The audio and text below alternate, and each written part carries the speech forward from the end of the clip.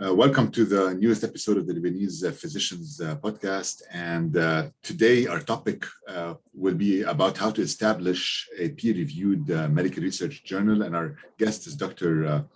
Gregory Nicholas. Dr. Nicholas is currently a PGY5 plastic surgery resident at the University of Sao Paulo in Sao Paulo, Brazil, which is a good place to do a plastic surgery residency. Throughout he had graduated from the Lebanese American University in the past and then moved to Brazil afterwards for the plastic surgery residency. And we're going to discuss his pathway to Brazil and then discuss how he came to establish the journal and what prompted him to do that. Welcome to the podcast, Dr. Nicholas. Thank you so much, Dr. Diab. I'm really happy and honored that you invited me to here talk a bit about the International Journal of Clinical Research and the path and all that. So thank you so much. Yeah, and I can tell you before we start that some of the anesthesia residents and faculty here had submitted an article to your journal, and they were very happy that they just got acceptance in the journal recently. So great. Actually, I didn't know. I'm really happy for that. We're getting more coverage, and it became a very high international journal through the last, I think, 6 months, where we had the extreme exponential growth. So I'm really happy with that. Right. And so one thing that intrigues me is typically when people graduate, let's say from the Lebanese American University Medical School or the American University of Beirut, there's like a certain pathway that we all follow. Like you want to go to the US, so you start applying there and go to the US. Some people go to France from some of the universities in Lebanon, but it's a rare thing for people to go to Brazil to pursue the residency. So how did you decide to go to Brazil? And can you describe the road from Lebanon to Brazil, how it happened? So, as you said, I'm currently a PGY5 in plastic and reconstructive surgery at the University of Sao Paulo. It's considered the largest hospital complex in Latin America here. So how did I reach here? It's interesting that you said everybody in my medical school, most of them ended up in the States or in Europe. But for me, it started in Med 1. I always had the passion for plastic and mostly reconstructive surgery. When I used to watch a lot of in the hospital videos about reconstructive surgery, how it changes the life of a person, especially when they did the first facial transplant in France.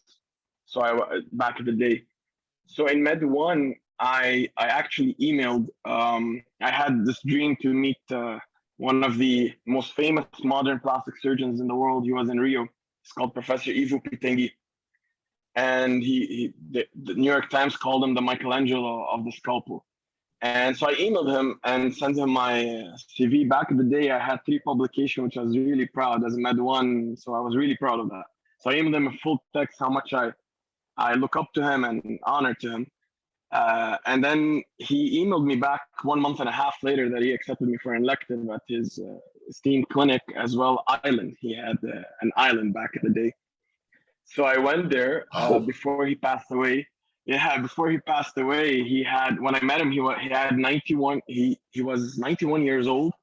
He passed away at 94. So I met him 3 years before he passed away. And I spent 1 month in his clinic, the hospital, which is a public hospital where he also practiced as a professor, as well as the island where he works with animals and all that.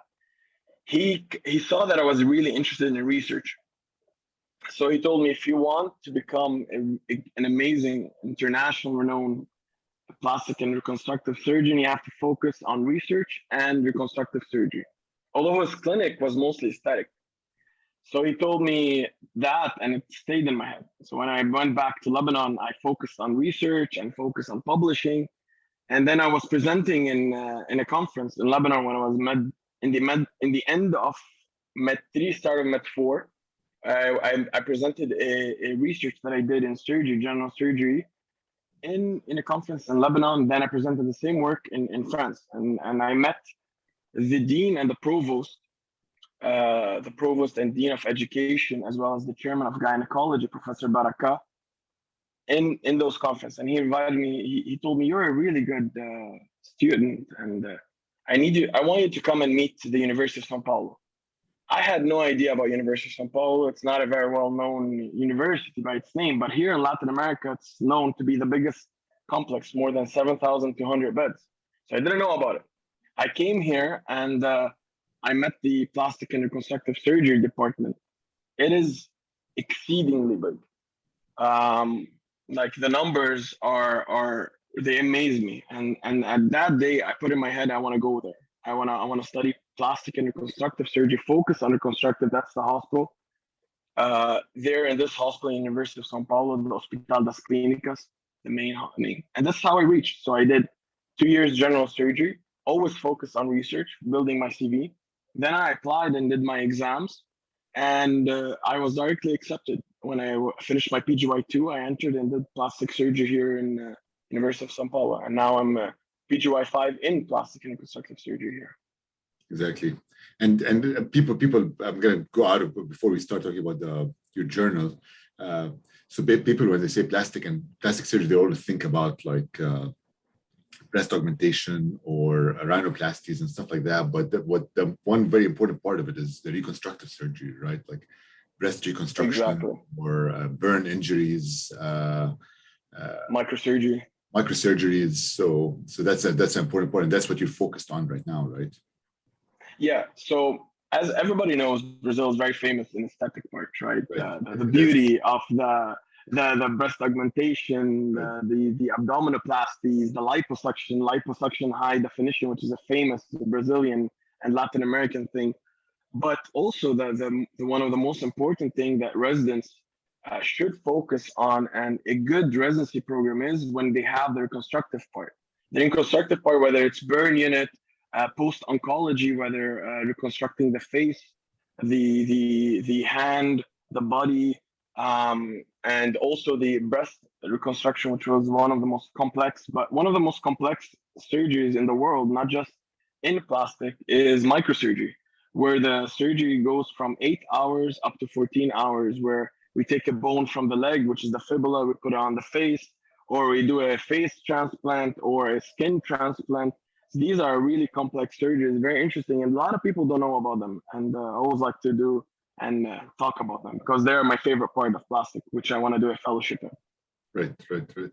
So basically, I mean, not everyone, I guess, as you're walking around doing your training, you're very busy, and not everyone, and you see like journals or peer-reviewed journals, but I never thought about like myself walking around and like, all right, I need to establish a peer-reviewed pulmonary journal. So how did this come about? Like, how did you decide to establish the International Journal for Clinical Research? Like, what got you, or what brought the thought into your mind that this is something that's going to be successful or that you can do yourself? That is a interesting question that has multiple phases for. It wasn't like we want to open a journal from one day to another, but a lot of things brought it up. A lot of things that's today that is being talked about is something that we thought about when we established this. One of the things that you notice now, it's about how journals are becoming abusive with the prices, right? These are the things that we're hearing about them now, but we've noticed them back in the day when we were medical students. So when I started as a medical student, I noticed the financial hardships that you pass through so that you are able to publish in an open access. And journals benefit from that. So that was one of the pioneer thing, or the main objectives is why we established this. We wanted to establish something which is totally free of charge, open access for everybody to be able to publish. When I was a medical student and pre-med, I was always interested in research. So when I was in Med 1 and Med 2, I started getting to know what research is in a clinical hospital. So I wanted to publish more articles. As an experience, started with a case report, right? And I started to learn by myself how to publish a case report. You get the basic knowledge very well from LU, but the experience on how to publish is only done by yourself. When how to upload, how to look for a journal, how to critique, how to review, and all that is only done with yourself. So I started learning how to publish a case report, and it took me 3 months. By reaching that, all the tired work, I reached to find the journal, and then the cost was an exceeding cost for you to publish a case report. But I was able to find a way to sponsor it, and I continued publishing until I reached, I think, in the end of Med 4, up to 28 articles from case reports, original text, and narrative reviews. So one of the main pillars on why we opened this, as I talked about right now, is the financial hardship. The second thing is we wanted to have a growth of knowledge on how journal works. We wanted to learn how to become editors. And the third one is we wanted to educate the younger graduates on how journal works so that they can be prepared for a fellowship and all that. And all these ideas together formulated one day that we said, why don't we open a journal? And it started with that. And it was my idea when I talked to my colleagues. I said, why don't we open a journal and actually make it free of charge? Total free of charge, open access for both author and readers. It's one of its kind. And I hope it stays like that and forever will stay like that, fully free. So if you ask me what was the main thing, is the payments that we had, a total hardship to pay an article in a developing country, which back then I was in Lebanon. And there's many countries that find this. After all their work, they cannot pay for the article. So that's how we started this. Right, and I agree. I think if you look at, there's a lot of open access journals that are coming out, and they keep sending emails. Some of them you don't know who the editorial board is or anything like that. And there's also other even the non-open access journals these days are providing, like, saying, all right, if you want to publish with us open access, then we can charge you thousands of dollars per article to be able to do that. And I think I agree with you. This puts some people in developing countries at a disadvantage because they can't afford to pay these fees. So before we go into this more too, so what's the mission and vision of the journal? So that's a very important thing that I've actually talked about throughout these 3 years, talking about the journal. I have repeated it all. And it's very important that we focus on the main parts of the journal. First, IGCR started as a journal, an open access, peer-reviewed, with interactive clinical content, fully free. And with time, we grew and we became registered as a nonprofit organization in Delaware, USA, where we're unique in the world of journals, is that we're a totally free journal, a free open access journal with zero article processing charges for both the authors as well as the readers. They don't need to subscribe to read the articles. And our main mission and goals is, as I said, and I'm going to repeat it, we want to establish equity in the publication fees, where we waive all the publication fees to make sure that no authors all over the world are financially disadvantaged. But this does not affect to guarantee high quality publication. We developed an editorial board for more than 30 countries, and all of them are high research physicians, residents, fellows, even junior attendings now. After 3 years, some of them graduated by employing rigorous editorial peer review and statistical review processes. Through this, we established a mission and a goal that we want to encourage and promote scientific research. How do we promote scientific research? We develop multiple chapters in our organization where we do events. We encourage students, especially students, to know the importance of research. And this is one of our main mission and goal, is to raise awareness that being a doctor is not only studying and just that. Being a doctor is also evolving medicine. And how you evolve medicine, how you evolve your career is through research and always learning. Publication is not only that. You learn research for yourself, to test yourself, to question yourself. So this is one of our main mission goals in IGCR, where we educate the medical students. And as all journals, we want to improve patient outcomes, because main publication don't only come from developed countries where they have needs, they have funding for research, but also from developing countries. And this can include and conclude that these research articles will improve patient outcomes where we open from these developing countries.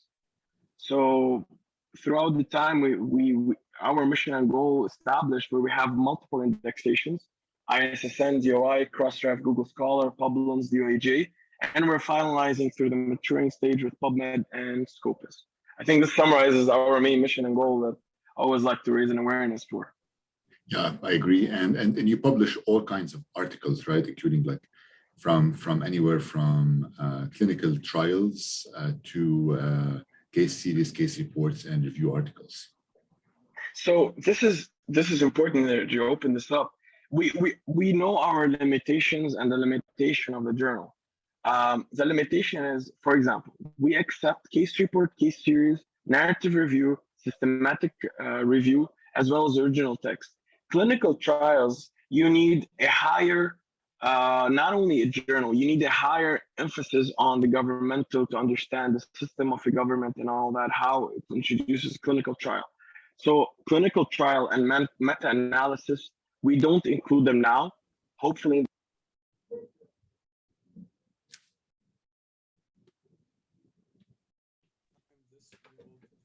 part of our institution too. Yeah, can you repeat the last sentence because we lost your voice a bit as you were saying the last sentence? Sorry. Okay. Yeah. So our journal accepts case report, case series, narrative review, as well original text. What till now we don't accept is meta-analysis and the clinical trials. Why? Because we know our limitation. This is a newly risen journal that we want to focus on the first the education part, getting great articles, helping them write these great articles. We have our education part. And with time, when we develop, we will accept meta-analysis as well as clinical trials. Excellent. And one question I have for you is, we talked a bit about your success stories so far. So how many articles have you published? And I guess how many journal, let's say volumes, or have you had so far? So journal published in IJCR. How many publications in IJCR? Yeah. We have till now approximately in total, if I'm not mistaken, 18 publications in the first volume and 10 publications as open, still didn't finish the second volume. We started this we focus on quality more than quantity. We have approximately every month 180 papers being uploaded. We don't reject papers. We do accept them if they have the criteria, and we help these students, residents, fellows, and junior attendings for them to make those papers in a very high quality place. But for them to be in high quality, it takes time, right? So our editors help them and guide them on how to make their paper in a very suitable way for us to accept them. But of course, we do reject certain papers where authors don't know the main things on how writing a case report, original text, but we guide them outside the journal so that they are ready for that. And my next question for you is, you said you're an open access journal that publishes without cost. So how do you get your funding to be able to do that? Because obviously it costs to be able to publish, right? That is a very important question. When we started this journal, we didn't think it through. We started it just for us to practice, and we had no idea it's gonna grow this much, right? When we started it on March 2020 officially, our first indexation was March 2020. We were in 9 cities, 5 countries, and we had the extreme exponential growth. And today we have approximately 132 countries and more than 1,620 cities being open on our journal. So as you can see, it has grown a lot. We have a lot of systems, we have a lot of platforms, and all this costs. And we are a nonprofit organization, right? And we developed this journal for authors to be able to publish fully free. But we develop different things where we are sponsored in certain aspects. We give courses to different universities where we get paid for these courses. We have membership fees for teaching students about research and journal clubs and all that. All these fundings that we get we throw them and we submit it and we sponsor and we evolve and we invested in the organization. And this is how we're sustaining ourselves. And thank God it's actually being good and people are believing in this. A lot of universities have established with us this. Excellent. So you don't have about thinking also about, like, do you have any business sponsors or business partners that sponsor your journal, or most of your funding is through affiliations with universities and through education and teaching? In the future, when it's going to grow a lot and we're going to have more indexations, we might have sponsors where we do marketing and all that. But um, for now, it's mainly affiliation with universities, donations from individuals that is actually helping us to grow. And with time, we're going to have more expenses due to the growth, and we'll always figure it out. And that's my job in the organization, to figure out how to sustain this organization. And obviously through a lot of your international collaborations, you've been able to grow the journal and advertise it, I guess. Can you tell me a bit more about the international collaborations that you have and some of the ways you've advertised your journal over time? Perfect. As I said, recently we reached an exponential growth to 130 countries and 1,620 cities. All this through our work, where we have multiple chapters in IGCR Central, the organization. Some of the chapters are the webinar series, the podcast, the course, as well as our biggest chapter, which is the Medical Student Advisory Board.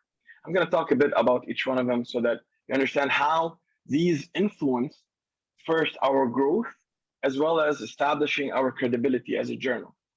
All of them is a cycle together. It's a positive cycle that one influences the other.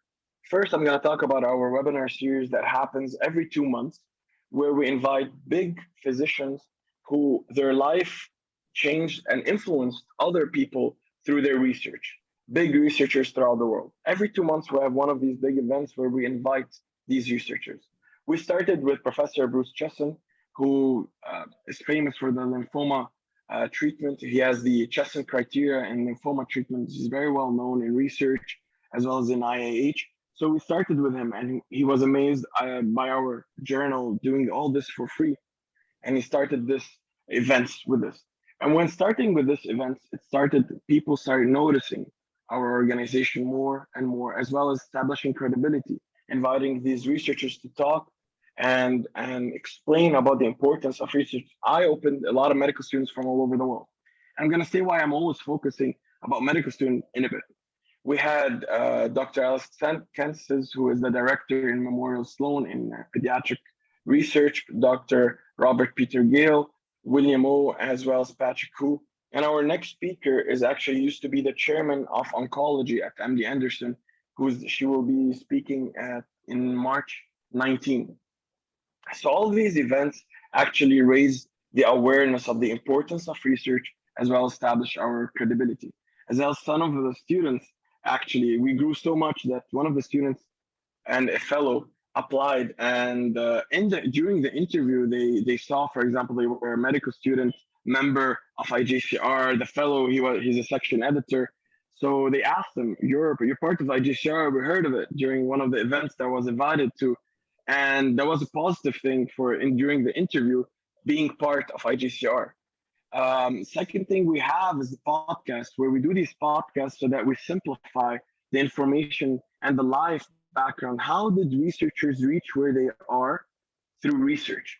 And it is done by Jake Muldoon, who is a PhD in chemist. But the famous thing about him is a very charismatic talker, simplifies things.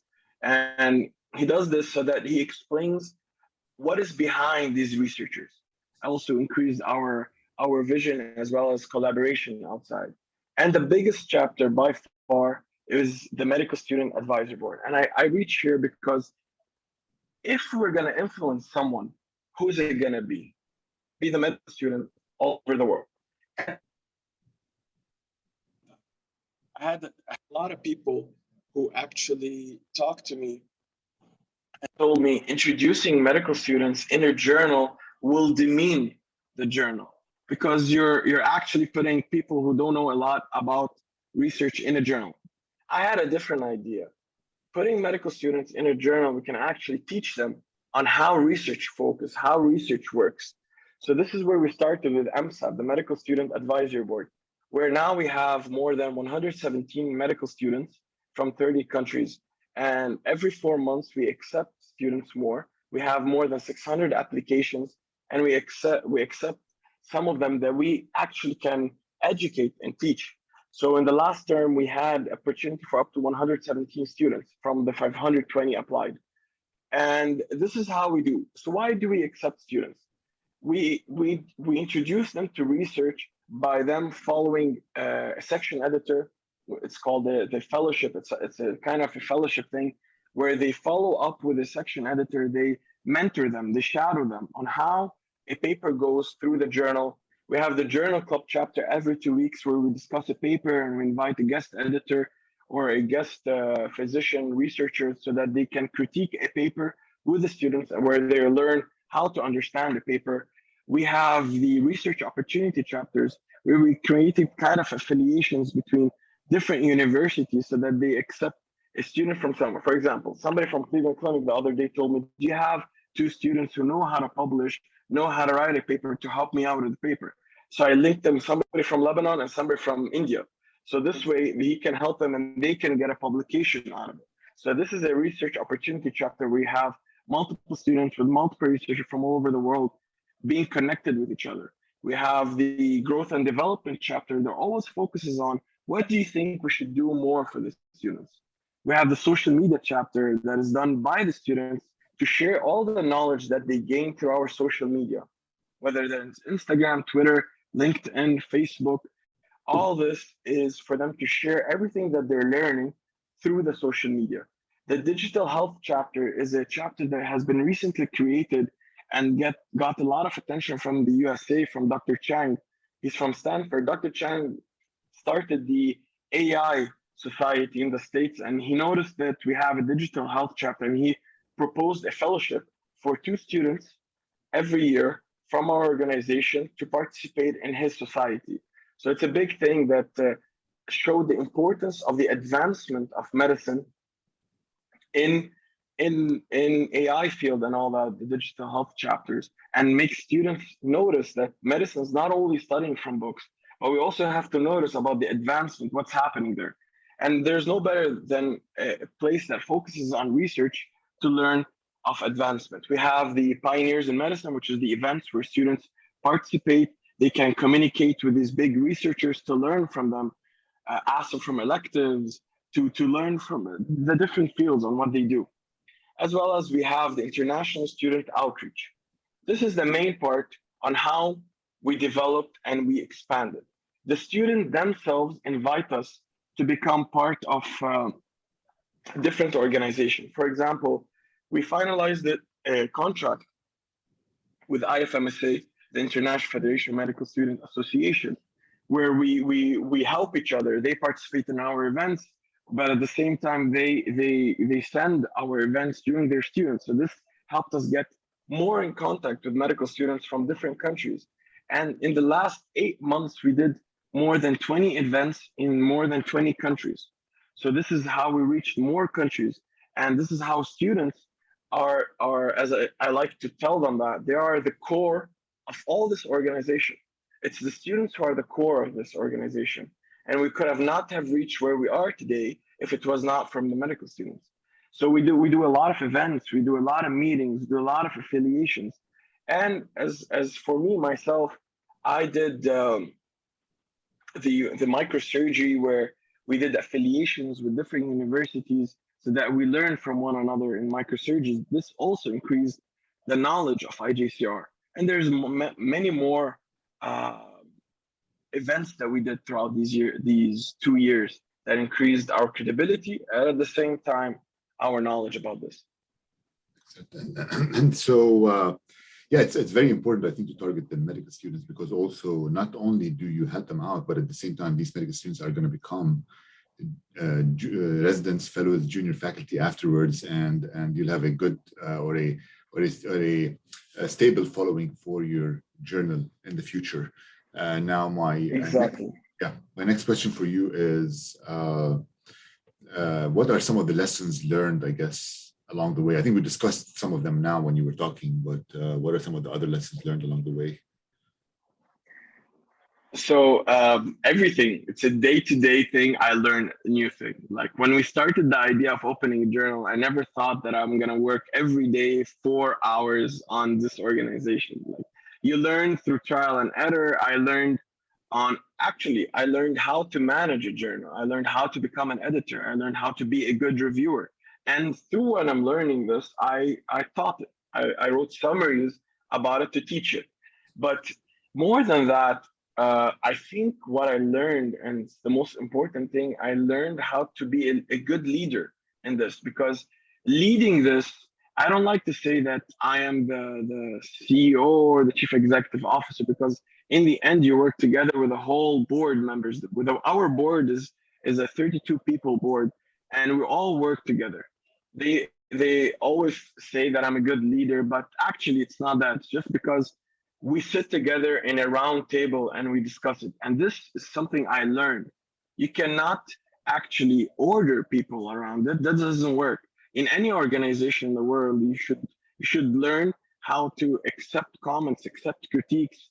The students critique, and I listened to it, and they gave me a lot of great ideas to start with. I think this is one of the main things I learned is to value everybody in the hierarchy. I think this is something I learned a lot. I learned about the importance of waiving publication fee that differs in the life of a medical student and how happy they become during publication. There's a lot of things that we learned through this, and I think I didn't notice how much this will impact people from different countries. I think this is something I learned and I'm really happy about is we are impacting a lot of people's lives and giving an effort to make a difference in some people's lives. For example, yesterday, a medical student from Kyrgyzstan, and I'm gonna be honest, I didn't know where Kyrgyzstan is. I didn't know there was a country called Kyrgyzstan. And that medical student, Faizan, actually recently published an amazing publication in Springer. I guided him. He was shadowing me, and he through IGCR he had his first publication at GCR, and he learned the steps of the importance, and then he published recently in Springers. So you get to see the importance that you're doing in some people's lives. That it's simple for us, but for them it's a big thing. In Lebanon, we gave opportunity to link a lot of medical students with people in the States and Brazil, in Europe, through the organization and the Medical Student Advisory Board. I think these are things that I learned and to value a lot.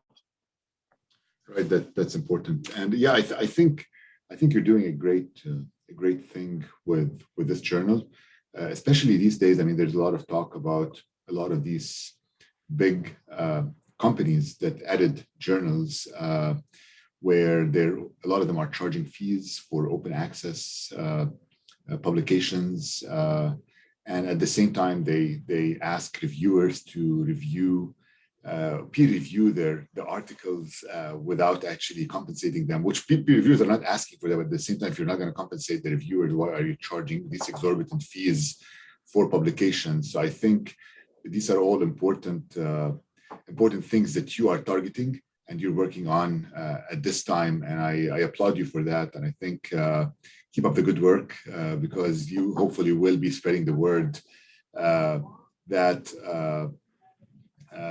publications can be free and can be done cheaply and are for everyone, including medical students.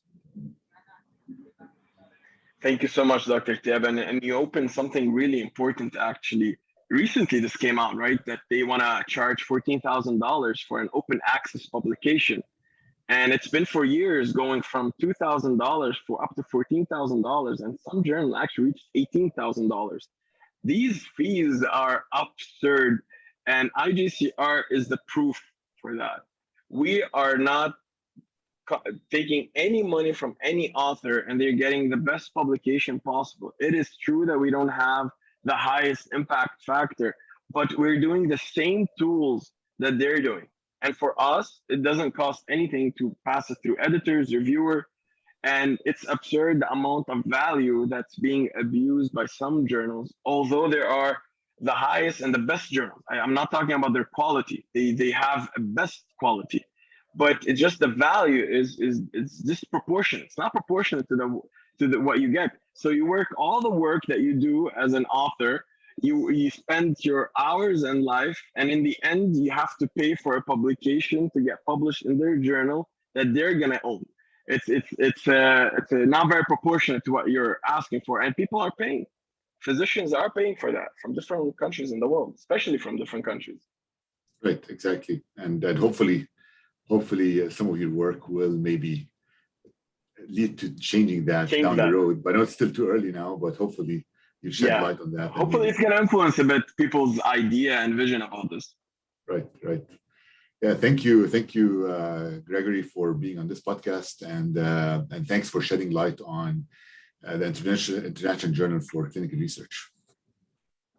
Thank you so much, Dr. Tiab. And I hope we will have this meeting again and you participate in our events. And I want to invite everybody to participate in our events. We want to expand and influence as many people as possible. And this is a free of charge opportunity to everybody to learn and experience. So I want to invite everybody to join us. Thank you so much, Dr. Diab. Thank you. Thanks.